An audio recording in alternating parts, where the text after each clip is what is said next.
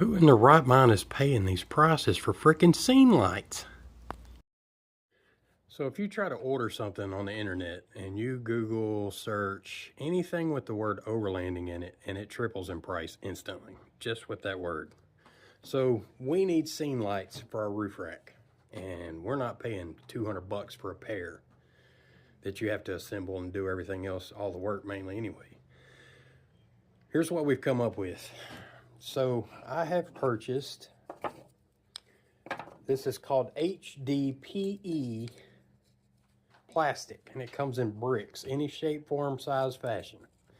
And it's just solid plastic. It's extremely durable, holds up in UV. It's hard to paint, so you have to do a little extra prep work. And so we've milled these down, and basically what I've got is these little angles here.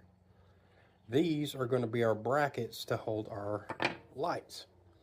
So the lights, we went with rock lights. These usually get mounted under your fender. They're extremely durable because they're mounted under the fender, and they take a hell of a beating. So we're going to use these on our roof rack for our camping lights. In other words, we're parked camping, we want light in our camp spot. They're going to run off of house batteries and the truck battery if you follow the other videos and the schematics of our build. So I've made a prototype here, and you always want to make a prototype and don't use the real thing so you don't mess up your materials, so you can get a design that you're happy with before you finish milling out your material. So this is what I've came up with. The rock light mounts to this plastic. It's hard to tell in this video here. So the mount, the roof rack sits flat, up and down parallel, or not parallel, vertical. And this pod, plastic pod here, is going to angle the light more to the ground, facing down. So you can see my prototype here.